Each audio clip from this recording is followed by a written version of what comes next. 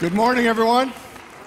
It is good to see you and a joy and a blessing to be with you all. My name is Richard Mirage, and I'm the lead minister here at Unity of Phoenix, and welcome to our Sunday worship celebration. And my name is Jimmy Scott. I'm the pastoral care minister here, and ditto from me. Welcome, welcome, welcome. Copycat. Yeah. And, we often refer to Unity as a church of positive, practical Christianity. In fact, the slogan of Unity Worldwide Ministries is Unity, a positive path for spiritual living. One of the things I love about the ministry is, and the message, is that it's just so life-affirming and so positive, that we absolutely believe that we are all children of God, that we are all created in the image and likeness of God, and that Spirit of God dwells in each and every one of us, and that we have all been given the power and the resources and the responsibility through our thoughts, through our attitudes, through our actions and our words, and through our prayer, that we have the ability to bring forth the glory of God, to create the kind of lives that we want, and to experience the kingdom of heaven right here and now. And that is a very life-affirming message, which I know uplifts your lives, it has transformed my lives, and it's just a joy and an honor to be a part of a ministry that has such a powerful, life-affirming message. You got that right. Let's take our opening affirmation together. Unity of Phoenix is a loving spiritual community that welcomes all people and honors all paths to God. We are dedicated to transforming lives by inspiring and awakening individuals to discover God's Spirit within them. So right now, we're going to have just a few moments of digression from our normal service while I take an opportunity to invite all of our wonderful prayer chaplains to come forth as we take a few moments to dedicate them to this service in our community this morning. So would you guys please come forward? So these people have just undergone about 40 hours of intense training to be able to serve you as prayer chaplains. They've done an incredible amount of introspective work and just a lot of communicative work in terms of communicating with each other, and they're well prepared to take on this project that we call prayer chaplaincy. So chaplains, I'm going to read a few affirmations and then invite you to join me in repeating them. I commit to you, our congregation. I commit to you, our congregation. A listening ear. A listening ear. A loving heart. A loving heart. And a prayerful consciousness. And a prayerful consciousness. I will always hold you in sacred space. I will always hold you in sacred space. And I will listen to you with love. And I will listen to you with love. I will pray with you from my heart. I will pray with you from my heart. And hold in confidence whatever is shared. And hold in confidence whatever is shared. And I promise And I promise that I will always behold the Christ in you. that I will always behold the Christ in you. This is my commitment to you. This is my commitment to you. So on behalf of this amazing team and myself, your prayer chaplains.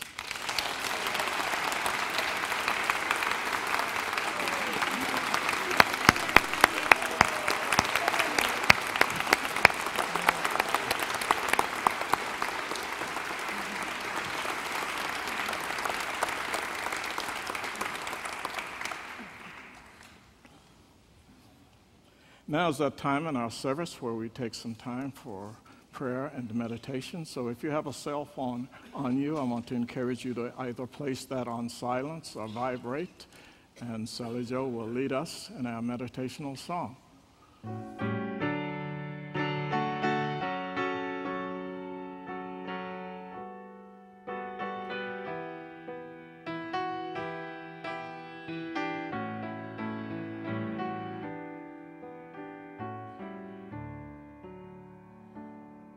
Surely the presence of the Lord is in this place.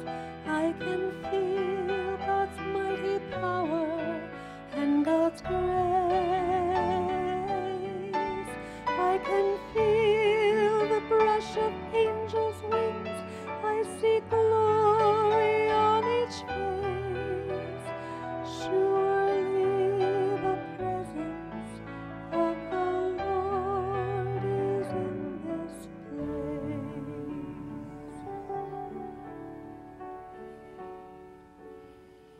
Now, if you would allow the words of that melody to sink into your consciousness, to bring you to a place of quietness, a time of peace,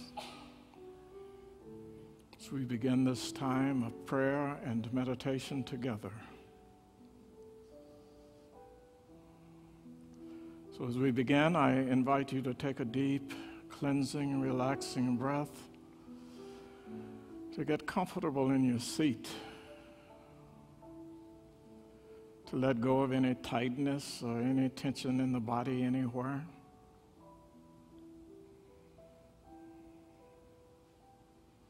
And then finally, to begin the conscious process of slowing your mind down.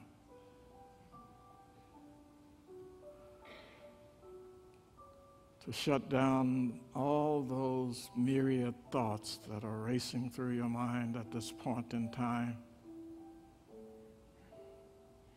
Just allow yourself to focus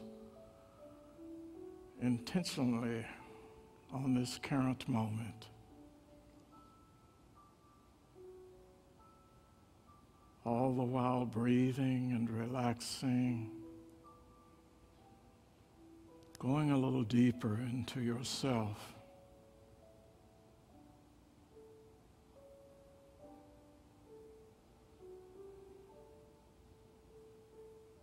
And as you open your heart and mind to a few prayers for yourself or for another, I invite you to get rid of the can'ts and the impossibles and just open yourself to the unlimited potentiality of God's Spirit within you.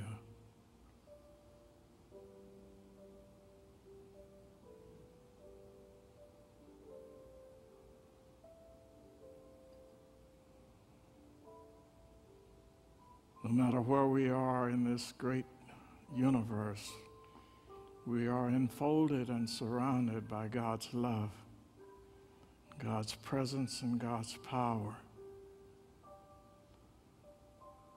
So there is never a time to be fearful or to be doubtful, or to be worried or to be overly concerned.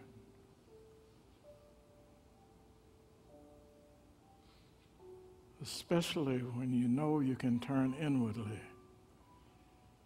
and access that power that is greater than the individual self.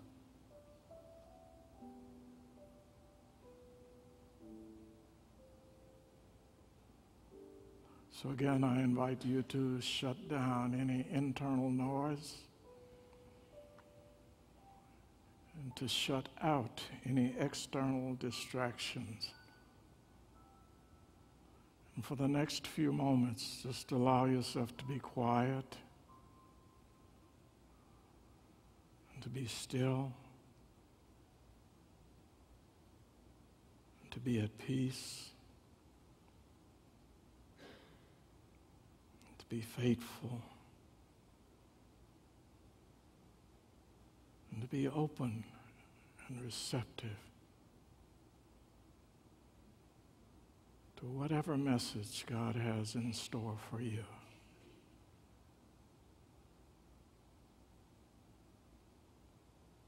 So let's take one more deep, relaxing breath.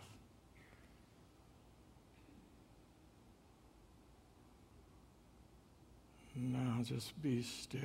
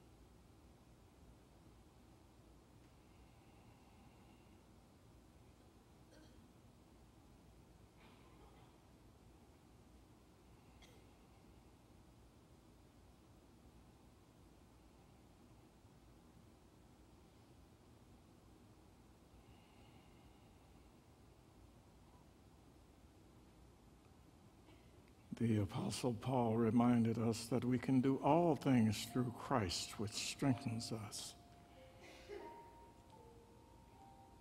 So in that realization, we give thanks for this time of connection, this time of prayer, this time of quietness and reflection. We give thanks in the name and through the nature of the living Spirit of Christ. And so it is. And amen.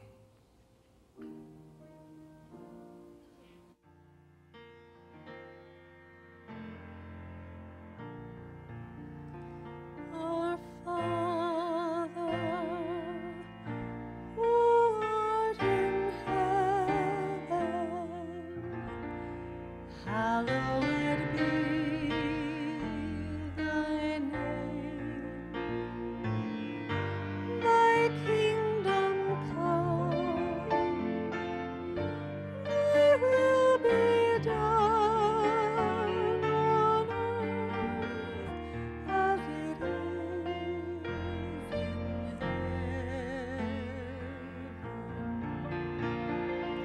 Give us this day our daily bread, and forgive us our debts as we forgive our debtors. And lead us not into temptation, but deliver us from evil. For thine is the kingdom, and the power, and the glory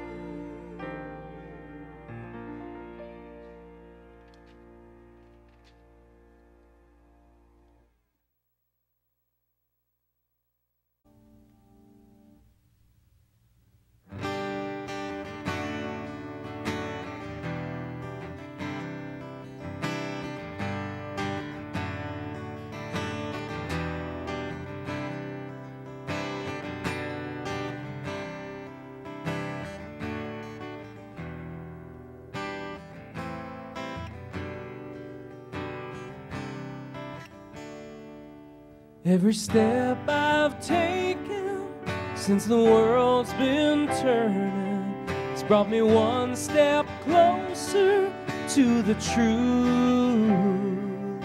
Every step I've taken on this long, long journey has brought me to this moment right here with you.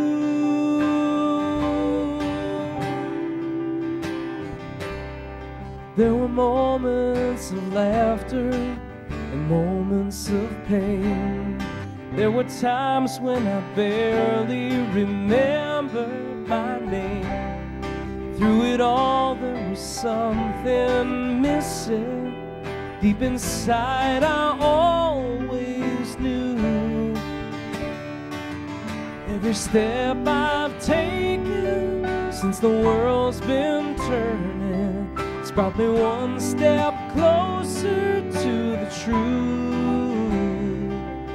Every step I've taken on this long, long journey has brought me to this moment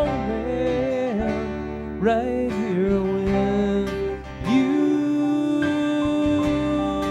Yeah, I was looking for answers, trying to be strong. Thought that my life was happy till you came along. Now a look from you breaks my heart open, and your love comes shining through. Every step I've taken since the world's been turning brought me one step closer to the truth. Every step I've taken on this long, long journey has brought me to this moment with you. 'Cause somehow I knew that the worst of times would one day turn out right. For every second of darkness, there's an hour of light. Yeah, every step I've taken since the world's been turning has brought me one step closer to the truth. Every step I've taken on this long, long journey has brought me to this moment. It's brought me to this moment. It's brought me to this moment right here with you. Right here with you.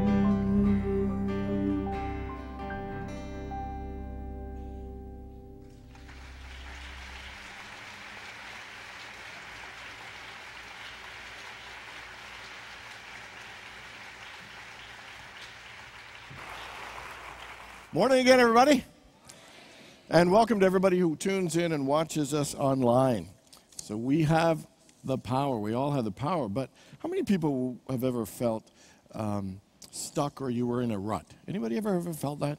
Anybody ever felt like you were working really hard, but your life wasn't getting better or improving or progressing at the pace or the way you wanted? Anybody ever feel that? The question is, why? And so, I really think the reason that we sometimes feel stuck, the reason that our lives sometimes don't move forward as fast as we'd like is that sometimes I don't think we're as aware or understand one of the major principles of how life works. And that principle is that life is consciousness. That the quality of your life and your experiences, your finances, your level of success are a direct reflection of the level of your consciousness. And consciousness meaning the accumulation of our attitudes, our mindsets, our beliefs, our outlooks. Earl Nightingale shares this life principle in a famous recording called The Strangest Secret. Anybody ever heard of The Strangest Secret by Earl Nightingale? Okay, about 5 or 6. Anybody want to shout out who knows? What's The Strangest Secret? Okay, I'll tell you what The Strangest Secret is. Apparently it's quite the secret because nobody... Here's what he said the secret is. The secret of success, the secret of life. It is, we become what we think about. We become what we think about all day. He said the result of our lives is the result of the things that we think about, and particularly the things that we think about all day. That our lives, he calls it the law of the dominant thought, that our lives are the result of the dominant thoughts that we think every day. Here's an interesting thing. National Science Foundation says that the average person thinks as many as 50,000 thoughts a day. That's a lot of thoughts. But here's the interesting thing that's even more interesting, and that is that 95% of the thoughts that we think today, we thought yesterday. And in fact, not only 95% of the thoughts that we think today, we thought yesterday, is that 95% of the thoughts we think, we repeat every day. That we get in a pattern of thinking the same thoughts. And the thoughts that represent the beliefs, the outlooks and the consciousness that we have that actually create the thoughts. We think the same thoughts. We say the same words. We have the same attitude. We have the same mindset. And we wonder why our lives are stuck, why we seem to experience some of the same things. Let me give you some simple examples of how the same thing, thoughts repeat same patterns. How many people drive to work the same way every day? Okay. How many people shop at the same grocery store? How many people shop for the same groceries at the same grocery store? Okay. How many people watch the same TV shows? I got 300 channels. I watch 4. But I'm a man, so I still flick through all of them just to check. How many people eat the same restaurant? How many people tend to have the same favorite meal at the same favorite restaurant? It is amazing how the same dominant thoughts creates the same experiences. How about this? How many people have ever found yourself having the same argument, the same members of your family, your same spouse? Anybody? Or if you are dating and you end a relationship, that you end up kind of dating the same kind of guy or same kind of girl. You ever find that kind of thing? You know, why is it that we have the same kind of struggles with money? We have the same kind of struggles with our family. You know, we have the same levels of frustration at work. We have the same levels of experience in so many ways. Anybody ever say this or think this to themselves? Why is this happening to me again? Why does this always seem to be happening? And we wonder why our lives are stuck. And the fact is, life is consciousness. We become our dominant thoughts. We become and experience and attract the things of our dominant thoughts. So my question for you is, what are your dominant thoughts? What are the experiences that always seem to be popping up? What are the struggles that always seem to be showing up? Because they're a reflection of the kind of dominant thoughts that we have and that we are experiencing. You know, every one of us lives at a certain level. And so let's say we're living at this level. Now, above this level is unlimited possibilities for more joy, more success, more financial abundance, for everything. Infinite possibilities. So we're at this level, and yet we want to get to a higher level. And the only way to get to a higher level is to advance or transform the dominant thoughts to a higher level of thought. To transform the level of consciousness that has us stuck and living in the same level or the same pattern to raise a higher level of consciousness. You know, and Einstein once said that we can't solve the problem at the same level of consciousness that we created it.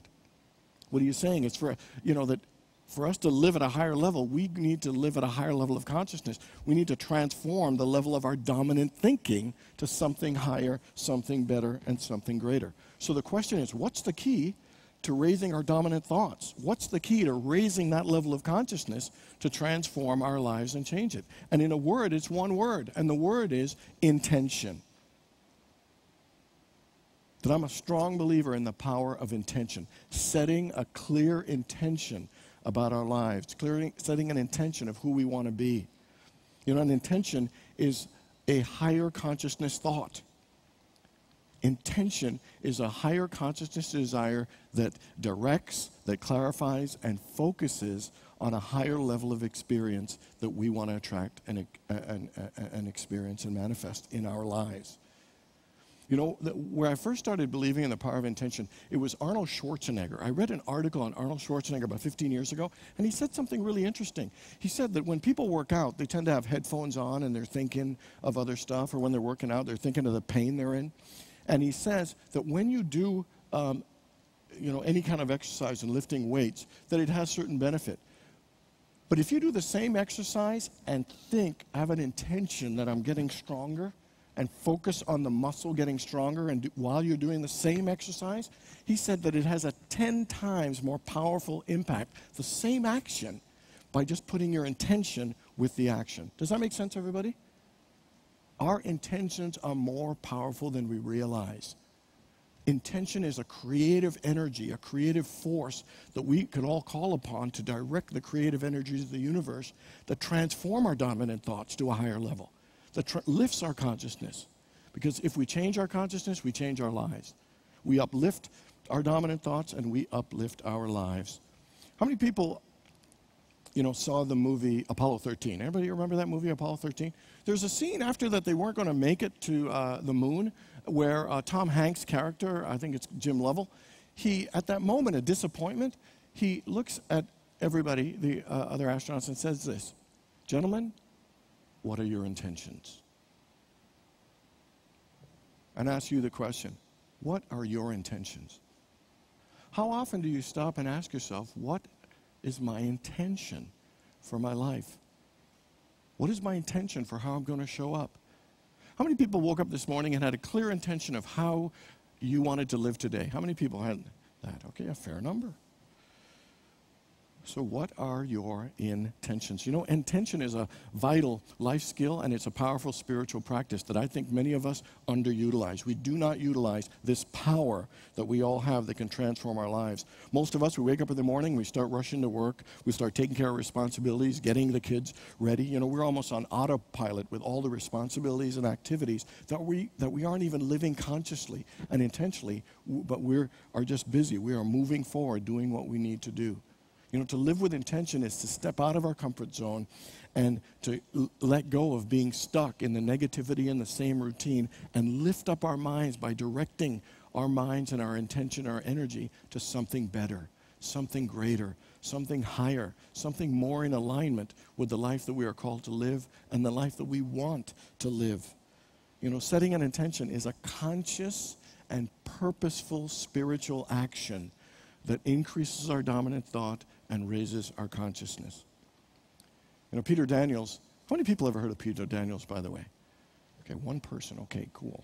Here's Peter Daniels. Peter Daniels was born in Australia, and he was born to a third generation of family of welfare recipients. They were poor. They were accustomed to being poor. They expected to be poor. You know, his brothers were alcoholics. There were a lot of challenges in the family. He even had learning disabilities, and he failed all his grades. When he got out of school, the only thing he thought he could do was to be a bricklayer, so he became a bricklayer. He ended up getting married and having a child, and he thought, well, maybe he'd like to do better than this. And so he started out, and he started his own business, and then it ended up failing, and he was broke in a year. And then undaunted, he thought he'd try something again. He tried another business, and within 18 months, he was broke again. He tried a third one, and again, he ended up being broke. You know, he was thinking, and he thought, well, maybe I can sell real estate, sell residential and commercial real estate. And he thought he could be good at it because he became pretty smooth, a smooth talker and pretty persuasive, dealing with a constant stream of creditors. He got really smooth at talking his way out, and he found incredible success. In fact, over the next 10 years in Australia, Peter Daniels' name became synonymous with real estate success, residential and both commercial. In fact, he became so famous, he started doing international business deal that got him a portfolio worth several millions. Today, he has written over 13 books. He's a life coach, a writer, a national speaker. And someone asked him, how was the reason you went from that level of poverty and that number of failures, you know, to raise your life to such a higher level? And here's what he said. Number one, he took one day a week to think about and to dream and to explore the possibilities for his life. He took the time, and he says this, take time to set your intention and develop an unusual level of clarity for your life, and it will change your life. Second, he said that he kept his attention on his intention. That he didn't just think it once, he kept his attention on it. You know, he talked to the right people, he studied the right books, he did the things that successful people do. And because he believes that action with intention begins to change your dominant thought and changes your life. You know, how many people have ever heard of the 10,000 hour rule? You know, they say it takes about 10,000 hours to become a genius at something. But the thing is, that isn't it. It isn't just the time and the work. That what he said, it's the time and the work combined with the intention to improve, with the intention to get better. We could do lots of work and spend lots of hours and not get as far. But people who put the work and the hours in with an intention and desire for a better life, with an intention and desire to make a difference, with an intention and desire to become a genius in that area, that is the key. So put your attention on your intention.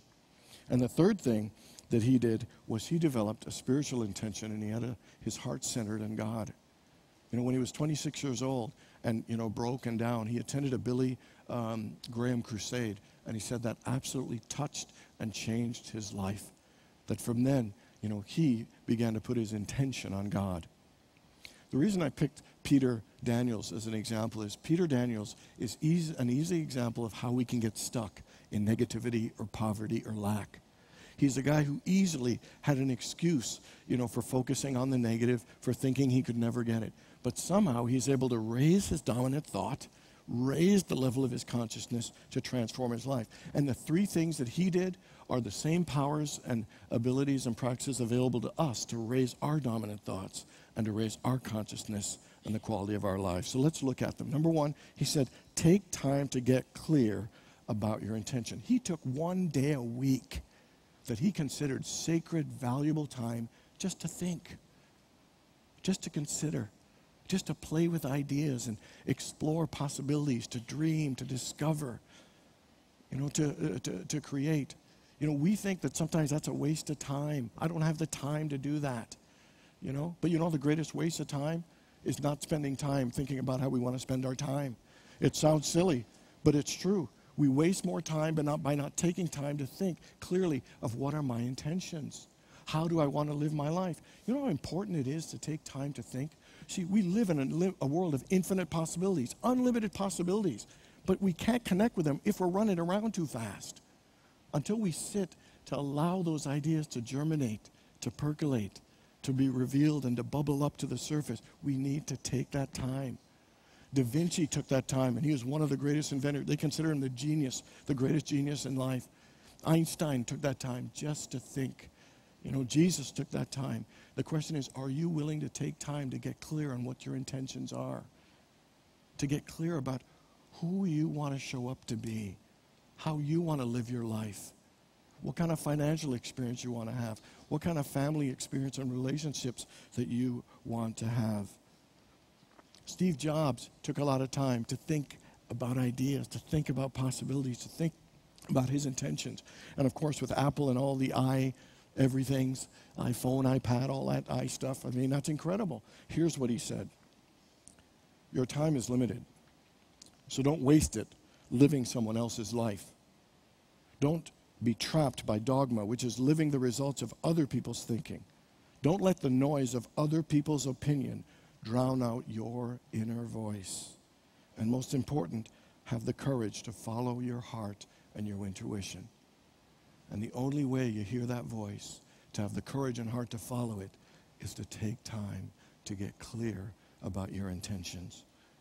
How different would your life be if you took time every single week to get clear and to sit about the possibilities for your life? About the things you want to create, the things that you want to express, the things you want to experience, the person you want to be. And you could have any kind of intention. You could set an intention. It is my intention to treat everyone with love, kindness, and respect. It is my intention to treat myself with more love, kindness, and respect. It is my intention to speak more softly and be less reactive. It is my intention to be calm and centered with everyone I meet and in every situation, even when someone cuts me off on the highway. It is my intention to have an authentic relationship and be at peace with all of my relatives. Thanksgiving's coming. That's a very good intention to have. It is my intention to feel successful and attract more abundance in my life. There is no limit to what you can set an intention for. And my question for you is, what intention, if you held it and allowed it to be your dominant thought, would lift your life to a higher level right now? What intention do you have for who you want to be and the quality of life that you want to live? And more importantly is, are you willing to take the time every week, even a half hour a week, to sit and to think and discover and explore the possibilities to get clear about your intention? Second thing that it is put your attention on your intention. One of the things about a dominant thought, it's a dominant thought. We become our dominant thoughts. Sometimes we think one positive thought or write down one goal and then think, however we think or complaining or thinking about lack the rest of the day and wonder why our lives aren't changing. That to have our lives change, you've got to put your attention on your intention more and more of the day. There's a line in Scripture that says, clothe thyself with glory and splendor. And so when you have an intention, you need to clothe yourself with the glory and splendor of everything you need to manifest and to be in line with that kind of life and experience. So think about an intention you have, everybody, and ask yourself, so what kind of thoughts do I need to think to clothe myself in to support that intention? What kind of people do I need to clothe myself to support that intention? What kind of words do I need to speak to support that kind of intention? What kind of feelings do I need to clothe myself with to be in line with that intention? What kind of books should I read? And things should I study to clothe myself to support that intention? Is this making sense, everybody? Okay, and if it isn't, just say yes anyway. So here's how you do it. Here's how you do it. To make it your dominant thought is that every morning, before you get out of bed, take a minute or two to set your intention, to connect with the feeling of that intention, to feel it in your body, in your heart, and your mind. And as you get off your bed, in your day, think about, how does a person who lives that intention, how do they walk? How do they feel? How do they speak? How do they express themselves? And begin to embody it that way. Come up with a little affirmation. I mean, Peter Daniels did it. He thought he wanted to be successful. He set his intention. And he walked like a successful person. He talked to successful people. He read about success. He began to embody. He put his attention on his intention. He clothed his attention with his intention. And the more that we do it, it becomes our dominant thought and our lives begin to change. Take time to get clear about your intention and then put your attention on your intention. And the third thing is to set a spiritual intention, to put your heart and center your heart and spirit. Deepak Chopra says, when you put your intention on God, spirit grows. When you put your intention on God, your consciousness expands. When you put your intention on God, your belief and your mindset and your dominant thoughts are raised. Things begin to flow when our intention is on God. And let me give you a couple of things. Let's look at the book of Genesis. In the beginning, it says God created the heavens and the earth. And God said, let there be light. But do you know what? Before creation, there had to be an intention. God had an intention for creation. Intention is a force that makes creation possible. So God had an intention to create the world. And look how he created. He had an intention to create the world, and he created by saying, let there be light. Sometimes when we think of an intention, we think we got to force it. We got to make it happen. Look how God did it. God had an intention, and he said, let it be done. Let my life be prosperous and joyful. Let me be spiritually centered and see the divine in all people. Let me express the fullness of the life that I've called to live. Because you don't have to force it. Sometimes we think intention's about forcing it, but in creation, it begins with an intention, and the intention is expressed by just letting it happen. That the more your intention is on God, the easier you allow the success and allow the joy and allow the wisdom to come forth into your life. Let there be peace in my heart. Let the abundance and the wisdom of God be expressed through me. Let me be a more loving and understanding partner or parent. And the second thing I think that's really cool about this, so clearly God intended the world to be created. God had an intention for the world. But here's the other good news. It's that God intended you to be here. That you are God's intention. It's no accident you're here. God intended for you to be here. You are God's intention, and God has an intention for your life. And my question for you is, are you willing to trust that you are intended to be here? That God has an intention for your life, and are you willing to trust and open yourself to express the intention that God has called you here to be? The intention of the life that God has called you to live. The intention of the person and the qualities that God has called you here to express. You are God's intention. You are an expression of God's intention, and God has an intention for your life. The question is, are you willing to allow it, to trust it, and to let it come forth? So this week, if you're struggling in any way and feeling stuck, or it feels like you're working hard, but your life isn't improving, I invite you to remember what Einstein and Earl Nightingale said. Problems cannot be solved at the same level of consciousness that they were created, and we become our dominant thoughts. Realize that we have the power of our intention to raise our dominant thoughts, to raise our level of consciousness if you take the time to listen, to discover, and get clear about what your intentions are. If you give your attention to your intention by waking up every day and thinking about your intention and speaking and acting and feeling, all of the thoughts and actions to express that intention. And finally, to have an intention on God. to realize you can let your intentions happen and trust that you are God's intention and you are here to live a life with intention. Uplift your consciousness, uplift your life.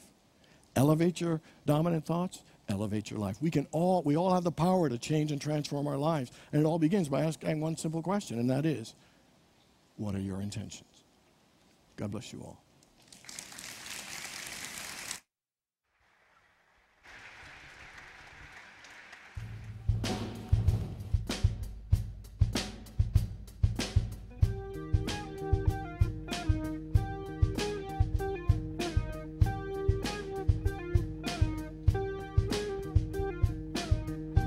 I am unwritten, can't read my mind, I'm undefined.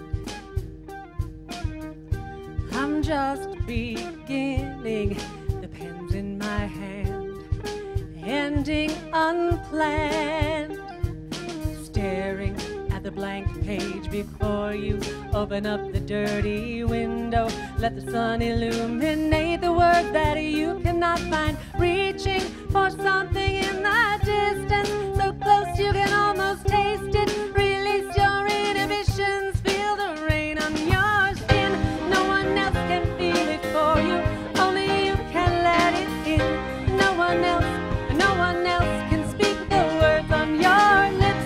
Drench yourself in words unspoken, live your life with arms wide open. Today is where your book begins, the rest is still unwritten.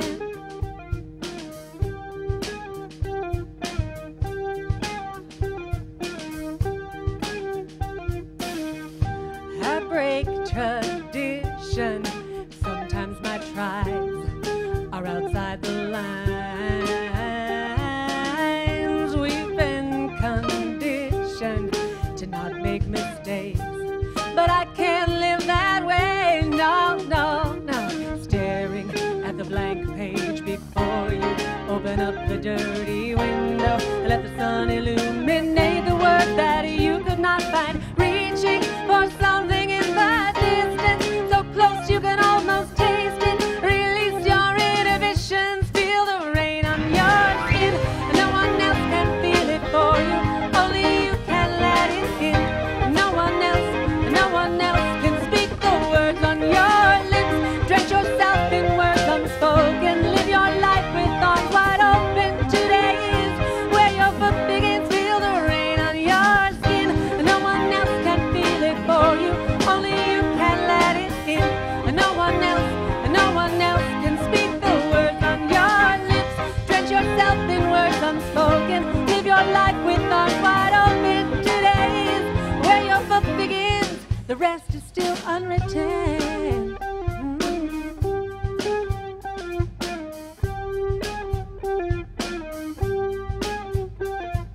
Staring at the blank page before you, open up the dirty window, let the sun illuminate the words that you cannot find. Reaching for something in the distance, so close you can almost taste it. Release your inhibitions, feel the rain on your skin. No one else can feel it for you, only you can let it in. No one else can speak the words on your lips. Drench yourself in words unspoken, live your life with arms wide open. Today is where your book begins, feel the rain on your skin. No one else can feel it for you, only you can let it in. No one else can speak the words on your lips. Drench yourself in words unspoken, live your life with arms wide open. Today is where your book begins, the rest is still unwritten. The rest is still unwritten. The rest is still unwritten.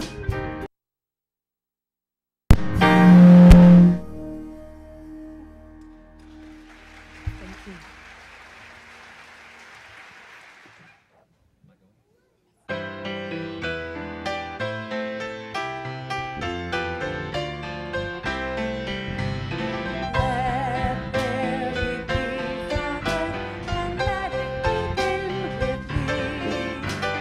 Let there be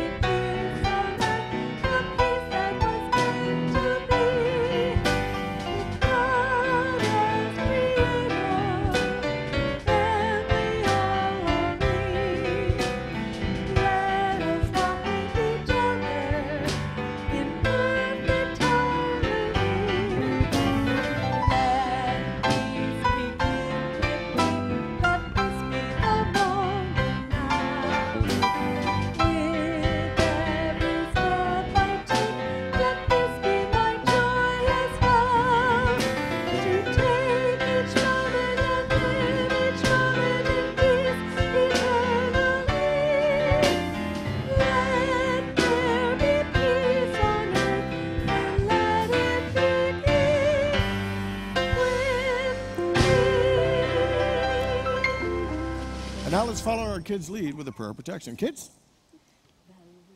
Love of God surrounds us. The love of God enfolds us. The power of God protects us. And the presence of God watches over us. Wherever we are, God is. God bless you. Everybody. Great day and a wonderful week. Okay, friends, stay right here.